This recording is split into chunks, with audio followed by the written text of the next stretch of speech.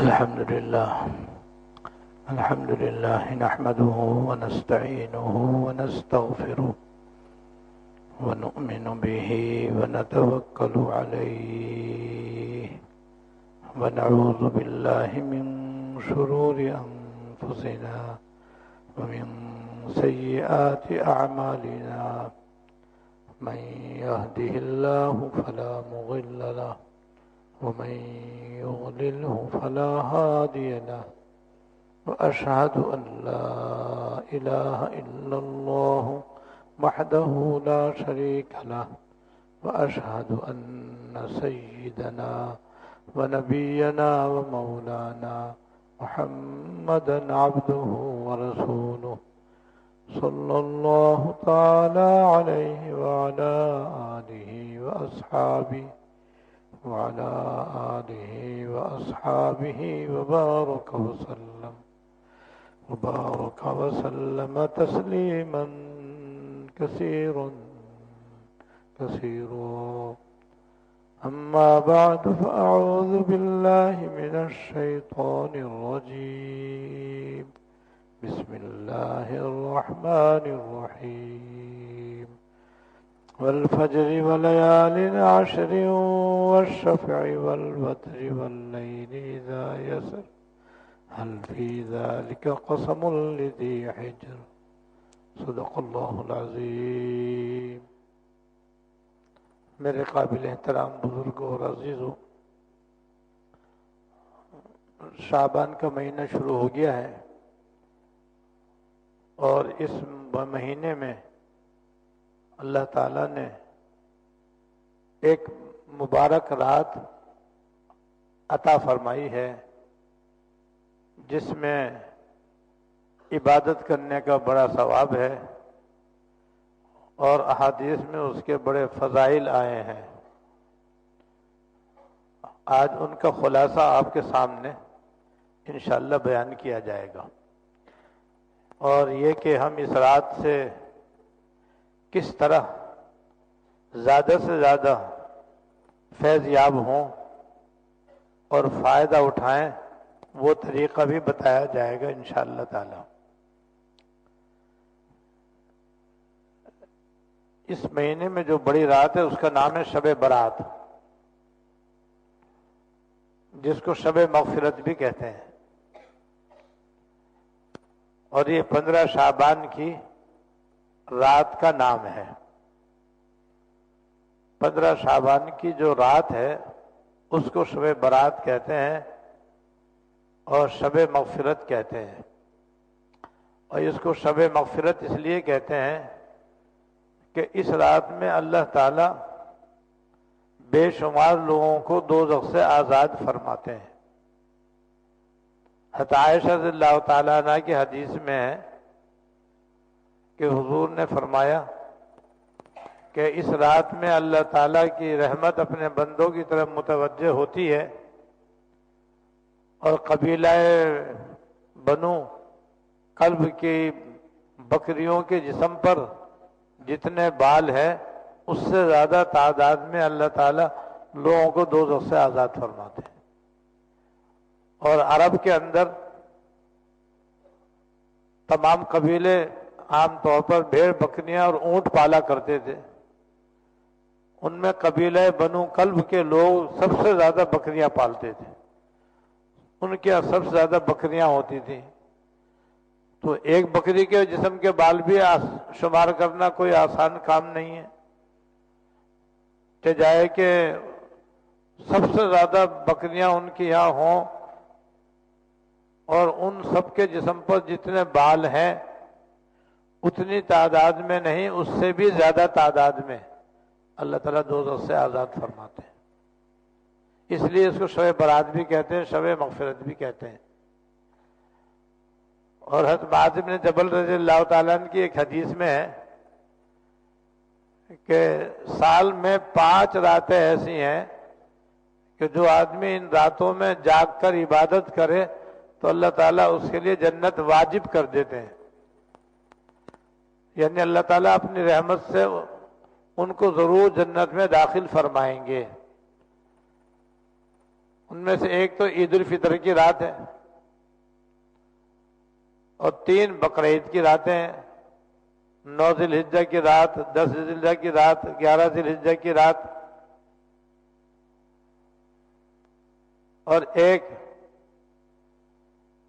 شب برات، اور ایک شب برات، کہ شب برات میں جو آدمی عبادت کرے گا اور اللہ تعالیٰ کو یاد کرے گا تو اس کو انشاءاللہ تعالیٰ اللہ تعالیٰ اپنی رحمت سے جنت میں داخل فرمائیں گے۔ تو یہ 5 راتیں ہیں جو بڑی راتیں کہلاتی ہیں۔ تو یہ شب برات بڑی راتوں میں سے ایک بڑی رات ہے، اور اللہ تعالیٰ سے دعا کرنی چاہیے کہ اللہ تعالیٰ ہمیں نصیب فرمائے۔ اور اس کے بعد پھر رمضان شریف کا مہینہ قریب آ جائے گا، تو رمضان شریف کے لیے بھی دعا کرنی چاہیے، اللہ تعالیٰ ہمیں رمضان شریف کا مہینہ بھی نصیب فرمائے۔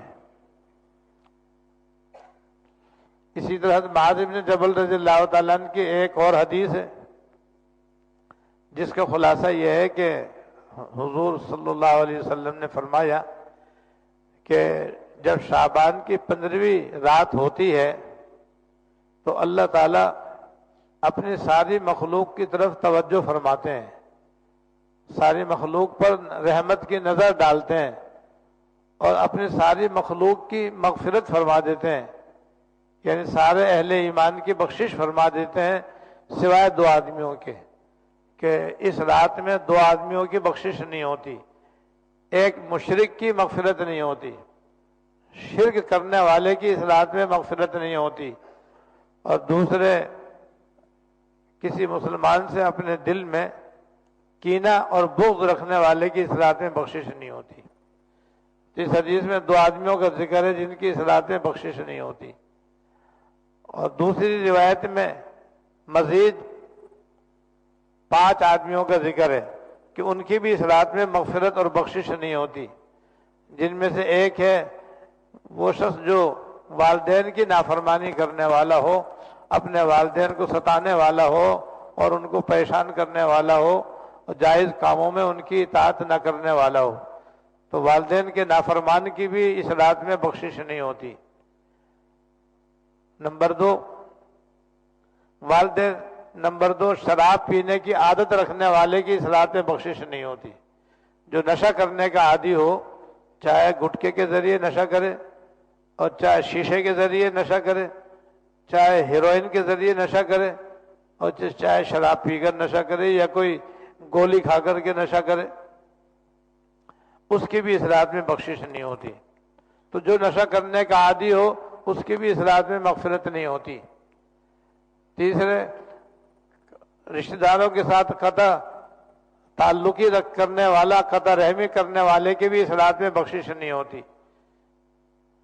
اور چوتھے، وہ مسلمان مرد جو اپنی شلوار ٹخنے سے نیچے لٹکاتا ہے، جس کی شلوار ٹخنے سے نیچے رہتی ہے، ٹخنے شلوار کے اندر چھپے رہتے ہیں، ایسے مرد کی بھی اس رات میں بخشش نہیں ہوتی۔ اور 5ویں، ناحق قتل کرنے والے کی اس رات میں بخشش نہیں ہوتی۔ جو کسی کو ناحق قتل کر دے تو قتل کرنے والے کی بھی اس رات میں مغفرت نہیں ہوتی۔ 5 آدمی یہ ہو گئے۔ تو دونوں حدیثوں کے افراد کو ملا لیں تو 7 آدمی ایسے بدنصیب ہیں کہ شب برات میں ان کی مغفرت نہیں ہوتی۔ تو ان 7 آدمیوں کے بارے میں تھوڑی سی وضاحت ضروری ہے، تاکہ ہم اپنا جائزہ لیں، اور جائزہ لے کر کے خدا نخواستہ اگر ان گناہوں میں سے ہم کسی گناہ میں مبتلا ہے تو اس سے توبہ کر لیں، کیونکہ جو توبہ کر لے گا اس کی بھی اس رات میں بخشش ہو جائے گی۔ جو ان گناہ کے اندر مبتلا ہوگا اس کی بخشش نہیں ہوگی۔ تو نمبر 1، شرک کرنے والے کی اس رات میں بخشش نہیں ہوگی۔ شرک کہتے ہیں کہ اللہ تعالیٰ کی، جیسے اللہ تعالیٰ عبادت کے لائق ہیں، اللہ تعالیٰ کے علاوہ کسی اور کو بھی عبادت کے لائق سمجھے، اور یہ سمجھے کہ یہ بھی اللہ تعالیٰ کے ساتھ شریک ہے، جیسے اللہ تعالیٰ کی عبادت ہے ایسے ہی اللہ تعالیٰ کے علاوہ فلاں کی بھی عبادت ہے، جیسے بت پرست لوگ بتوں کی عبادت کرتے ہیں۔ اور عیسائی حضرت عیسیٰ علیہ السلام کو کی بھی عبادت کرتے ہیں، حضرت مریم علیہ السلام کی بھی عبادت کرتے ہیں، یہ شرک ہے۔ تو مشرک کی اس رات میں بخشش نہیں ہوگی۔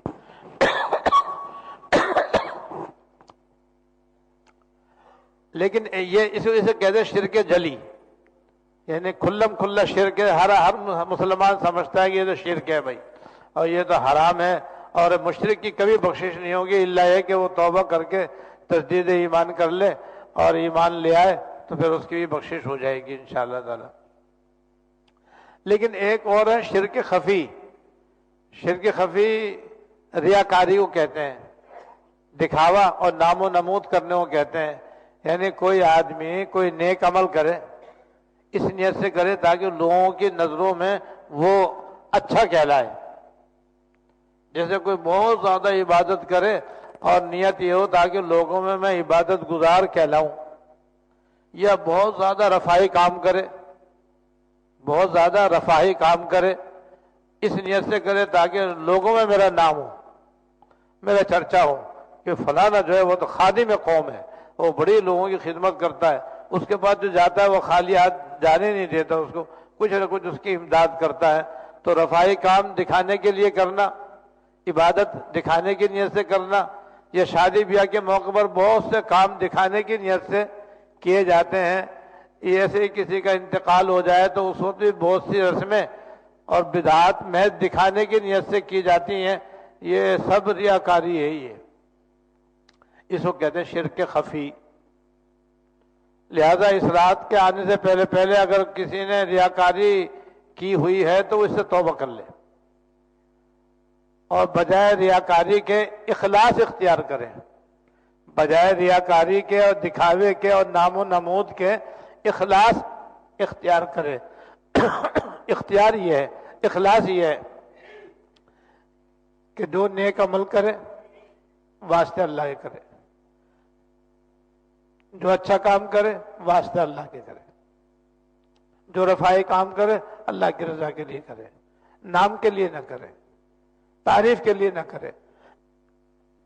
اخلاص سے کہتے ہیں کہ جو کام بھی کرے واسطے اللہ کے کرے۔ تو اخلاص فرض ہے، دکھاوا اور ریاکاری حرام اور گناہ کبیرہ ہے، اس سے آدمی پرہیز کرے۔ تو شرک کی دونوں قسموں سے بچنا ضروری ہے، شرک جلی سے ہی بچے، شرک خفی سے ہی بچے۔ یہ مشرک کے بارے میں تھوڑی سی تشریح ہو گئی۔ دوسرا کینہ رکھنے والا اس رات میں بخشا نہیں جائے گا۔ کینہ اس کا نام ہے کہ جب آدمی کسی سے رنجش ہو جاتی ہے، لڑائی ہو جاتی ہے، جھگڑا ہو جاتا ہے تو دل میں نفرت پیدا ہو جاتی ہے۔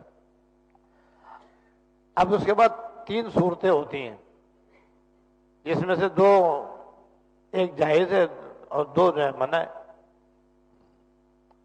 ایک تو یہ کہ آدمی اس کی برائی چاہے، یہ دل میں یہ چاہے کہ کسی کا بیڑا غرق ہو، اس نے مجھے بڑا ستایا، بڑا پریشان کیا ہے، اس کا بیڑا غرق ہونا چاہیے۔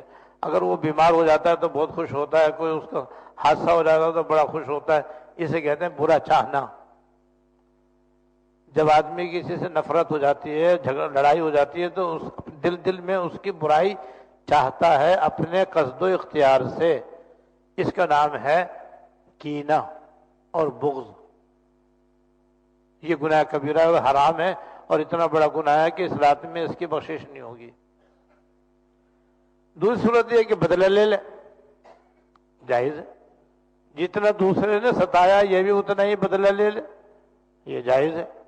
تیسری بات یہ کہ اللہ کی رضا کے لیے معاف کر کے دل صاف کر لے، بدلہ بھی نہ لے، اس نے ستایا، پریشان کیا، برا بھلا کہا، بے عزتی کی، بے آبروئی کی، غصہ آیا، ان نے برداشت کر لیا، اللہ کے لیے معاف کر دیا، یہ بہت اعلیٰ اور اونچا مقام ہے۔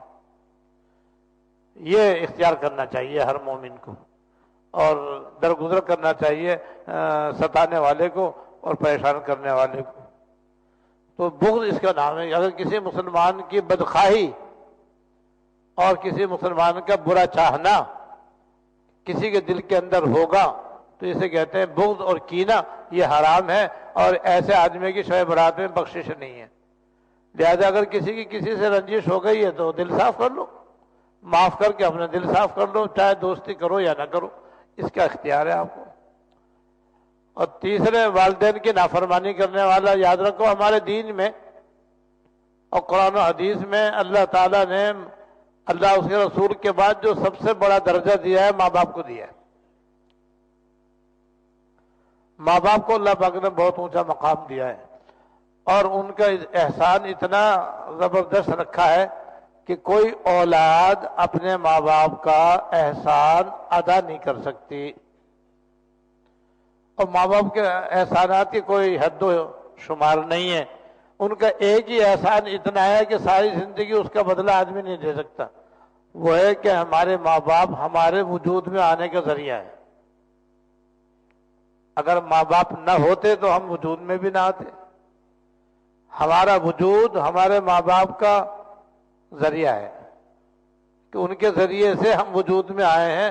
یہ وجود میں آنا بہت بڑی نعمت ہے اور عظیم الشان نعمت ہے۔ یہی ماں باپ کا اتنا بڑا احسان ہے کہ کوئی اور احسان ان کا ہو یا نہ ہو، ساری زندگی اس کا بھی ہم بدلہ نہیں دے سکتے۔ اس لیے ہمیشہ اپنے ماں باپ کا ادب، ان کا احترام، ان کا اکرام، ان کی خدمت، ان کی دلجوئی اور ان کا دل خوش رکھنا اولاد پر فرض ہے، اور جائز امور میں ان کی اطاعت واجب ہے۔ ہاں، ناجائز امور میں ان کی اطاعت جائز نہیں ہے، لیکن بدتمیزی پھر بھی جائز نہیں ہے۔ بلکہ اگر اس کے ماں باپ کافر ہیں تب بھی ان کو ستانا اور پریشان کرنا اور بے حرمتی کرنا جائز نہیں ہے۔ تو ماں باپ کا بہت بڑا درجہ، اتنا بڑا درجہ ہے کہ جو ماں باپ کو ستاتا ہے اور پریشان کرتا ہے، شب برات میں اس کی بخشش نہیں ہوگی۔ چوتھے نمبر پہ شراب پینے کی عادت رکھنے والا۔ آپ جانتے ہیں کہ یہ شراب تمام برائیوں کی جڑ ہے۔ حدیث میں فرمایا یہ ام الخبائث میں سے ہے، یہ شراب ام الخبائث ہے، یعنی جتنی بھی خبیث اور بری چیزیں سب کی جڑ شراب ہے۔ یعنی شراب پینے سے انسان کے بہت ساری خرابیاں اور برائیاں پیدا ہوتی ہیں، اور شراب پینے والوں کا، نشہ کرنے والوں کا انجام آپ اپنے آنکھوں سے دیکھتے ہیں کہ ایسے ہیرونچی کیسے پڑے ہوئے ہوتے ہیں راستوں کے اندر، اور کس طریقے سے وہ نہ گھر کے نہ در کے۔ اس لیے اس کو حرام کیا شریعت نے کہ اس کے اندر برائیاں ہی برائیاں ہیں، خرابیاں ہی خرابیاں ہیں، اور اس کی یہ ایسا بڑا گناہ ہے کہ شب برات میں شراب پینے کی عادت رکھنے والے کی بخشش نہیں ہوتی۔ اس لیے اس گناہ سے بہت زیادہ بچنا چاہیے اور دور رہنا چاہیے۔ پانچویں، وہ مسلمان مرد جو اپنی شلوار کو ٹخنے سے نیچے لٹکا کر رکھتا ہے، یہ گناہ ایسا ہے کہ 99% آج مسلمان مردوں کے اندر پایا جاتا ہے، یہاں تک کہ نماز پڑھنے والوں کے اندر بھی پایا جاتا ہے، روزے رکھنے والوں کے اندر بھی پایا جاتا ہے، حج کرنے والوں کے اندر بھی پایا جاتا ہے، زکوٰۃ دینے والوں کے اندر بھی پایا جاتا ہے، رمضان شریف کے اندر تراویح پڑھنے والوں کے اندر بھی پایا جاتا ہے۔ یہ 99% مسلمان مردوں کے اندر یہ گناہ پایا جاتا ہے، اور یہ انگریزوں کی نقالی ہے۔ یہ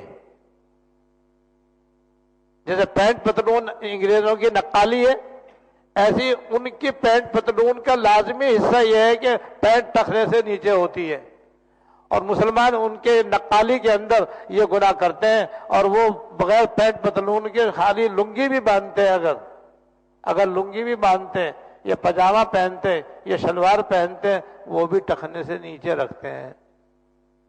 یہ حرام ہے اور گناہ کبیرہ ہے، اور ایسا گناہ ہے کہ شب برات میں بھی اس کی بخشش نہیں ہوگی، مغفرت نہیں ہوگی۔ نماز میں اگر شلوار ٹخنے سے نہیں ہوگی، نماز بھی قبول نہیں ہوگی۔ تو اس لیے اس گناہ سے ہم سب کو فوراً بچنا چاہیے۔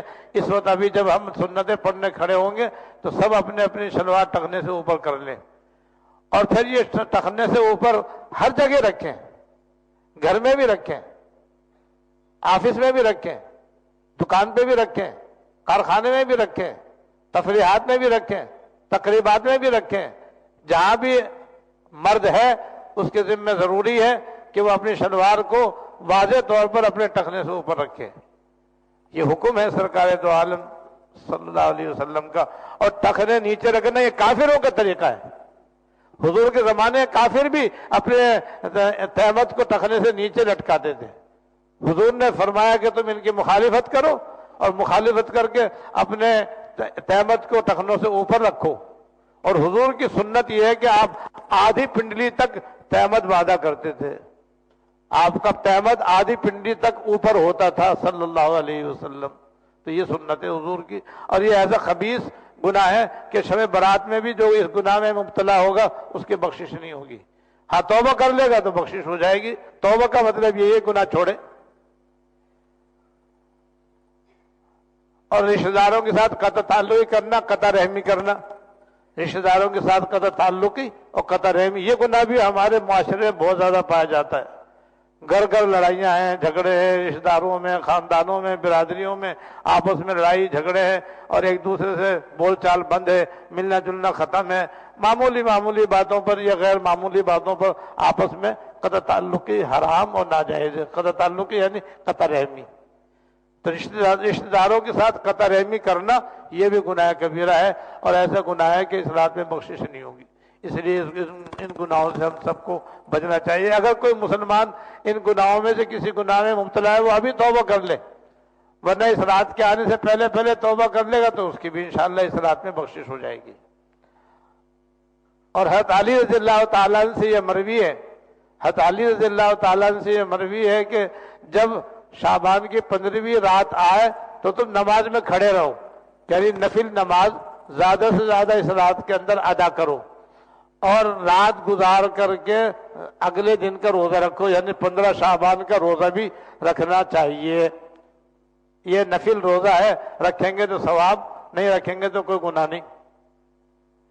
تو روزہ کا بھی اس میں ایک ہی روزہ ہے بس، وہ ہے 15 تاریخ کا روزہ. اور حضرت علی رضی اللہ تعالیٰ عنہ کی روایت میں یہ بھی ہے کہ اس رات کی شروع ہی سے، جیسے مغرب کے بعد سے یہ رات شروع ہو جائے گی، اللہ تعالیٰ کی طرف سے آواز اعلان کرایا جاتا ہے. کوئی توبہ کرنے والا ہو تو ہم توبہ قبول کر لیں، کوئی مغفرت مانگنے والا ہو تو اس کی بخشش کر دیں، کوئی روزی مانگنے والا ہو تو ہم اس کو روزی دے دیں، کوئی صحت مانگنے والا ہو تو ہم اس کو صحت دے دیں، کوئی عافیت مانگنے والا ہو تو اس کو عافیت دے دیں، کوئی عزت مانگنے والا ہو تو ہم اس کو عزت دے دیں. یہ اعلانات من جانب اللہ اس پوری رات میں ہوتے ہیں. اس لیے مغرب کے بعد بھی خوب دعائیں کریں، عشاء کے بعد بھی خوب دعائیں کریں، اور تہجد میں خاص طور سے بہت دعائیں کریں. اور اس کے لیے میں نے ایک مرتبہ ایک کتاب سے تقسیم کیا تھا، دعائے والہانہ. وہ بڑی کام کی چیز ہے، کیونکہ اس کے اندر مناجات مقبول کی مسنون دعاؤں کا اردو میں آسان ترجمہ ہے. وہ کتابچہ حاصل کر لیں، اگر ہے تو کافی ہے، اور نہیں تو مناجات مقبول لے لیں. مناجات مقبول تو ایک عام کتاب ہے، ہر جگہ دستیاب ہے. وہ مناجات مقبول آپ اس رات میں مانگیں. 1-2 منزل مغرب کے بعد مانگ لیں، 1-2 منزل جو ہے وہ عشاء کی نماز کے بعد مانگ لیں. اس طرح سے ساری مناجات مقبول رات بھر میں مانگ لیں، کیونکہ دعائیں قبولیت کی یہ رات ہے. تو ایک تو یہ کام کریں کہ یہ رات نوافل کی بھی ہے اور دعاؤں کی بھی ہے. اب میں مختصر سا طریقہ بتا دیتا ہوں آپ کو کہ مغرب کی نماز، عشاء کی نماز، فجر کی نماز مرد حضرات مسجد میں جا کر باجماعت ادا کریں، اور کوشش کریں کہ مغرب سے عشاء تک مسجد ہی میں اعتکاف کر لیں. یہ نفلی اعتکاف ہوگا، اس کا الگ سے ثواب ملے گا. اور پھر مغرب سے عشاء تک پھر ادھر ادھر کی باتیں نہیں کریں، کسی سے ملے جلے نہیں، بلکہ عبادت میں مشغول رہیں. مثلا حضور سے جیسے اوابین کی 6 رکعت ثابت ہے، 20 رکعت بھی ثابت ہے، تو کبھی تو ہمیں 20 بھی پڑھنی چاہیے.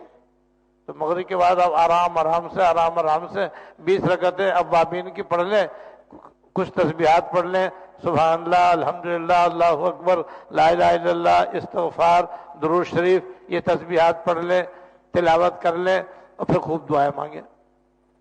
پھر عشاء کی نماز باجماعت پڑھ کر 2 سنتوں کے بعد 4 رکعت نفل صلاۃ التسبیح پڑھ لیں. صلاۃ التسبیح تو آپ جانتے ہیں 10 قسم کے گناہ اس سے معاف ہوتے ہیں، اور یہ رات بھی مغفرت کی ہے. تو ادھر صلاۃ التسبیح ہوگی، ادھر مغفرت کی بارش ہو رہی ہوگی، تو انشاءاللہ ہماری بھی ضرور مغفرت ہوگی. اور وتر کے بعد مزید 4 رکعت پڑھ لیں، یہ تہجد کی نماز ہو جائے گی آپ کی. پھر عشاء کے بعد آپ اپنے گھر چلے جائیں، ہلکا پھلکا کھانا کھا کے پھر اپنے ذکر و تلاوت میں مشغول ہو جائیں اور پھر سو جائیں۔ کوشش کریں کہ 3 ساڑھے 3 بجے اٹھ جائیں، 4 بجے تو اٹھ ہی جانا چاہیے تاکہ 1.5 گھنٹہ آپ کو عبادت کے لیے مل جائے، تہجد کا مل جائے، تو اس وقت بھی آپ اٹھ کر کے تہجد پڑھیں اور اس کے بعد پھر دعائیں مانگیں، ذکر کریں، تلاوت کریں۔ اس طرح سے فجر کی نماز بھی باجماعت پڑھیں اور سحری کھا کر کے ایک دن کا روزہ رکھ لیں۔ بس یہ طریقہ ہے اس رات کے فضائل حاصل کرنے کا۔ اور اس رات میں اب اگلے پچھلے چھوٹے اور بڑے، نئے اور پرانے تمام قسم کے گناہوں کی اللہ تعالیٰ سے معافی مانگ لیں، بس انشاءاللہ تعالیٰ آپ کی مغفرت ضرور ہوگی۔ اللہ تعالیٰ اپنی رحمت سے ہمیں محروم نہیں فرمائیں گے۔ اس طرح سے ہم اس رات کے فضائل سے مالا مال ہو جائیں گے۔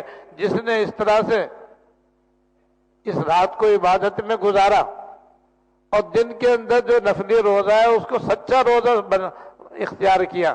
سچا روزہ کا مطلب یہ ہے کہ روزہ خالی پیٹ کا نہ ہو، آنکھوں کا بھی ہو، کانوں کا بھی ہو، منہ کا بھی ہو، اعضاء و جوارح کا بھی ہو، یعنی گناہوں سے بھی اپنے آپ کو روزے میں بچائیں، تو انشاءاللہ ایسے ہی اس کو رمضان شریف بھی نصیب ہوگا۔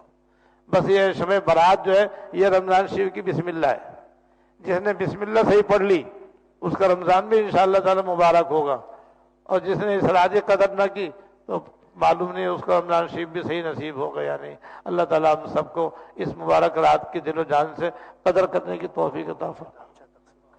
ابھی آپ تشریف رکھیں، آپ کی خدمت میں کتابچہ تقسیم ہوگا شب برات کے متعلق، اسی کا میں نے خلاصہ آپ کی خدمت میں پیش کیا ہے، لہذا یہ رسالہ آپ بھی پڑھیں، اپنے گھر والوں کو بھی پڑھ کر سنائیں،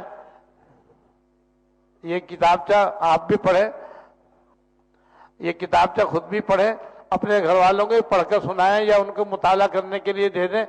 اس طرح سے یہ رسالہ جو ہے اس کے اندر شب برات کے فضائل بھی لکھے گئے اور اس کے اندر دستور العمل بھی لکھا گیا ہے کہ اس رات سے ہم کس طرح فیض اور فائدہ اٹھائیں۔ یہ کتابچہ اس لیے آپ کی خدمت میں پیش کیا جا رہا ہے۔ اور آئندہ جمعہ میرا سفر متوقع ہے، ایک جمعہ میرا سفر میں ہے انشاءاللہ تعالی۔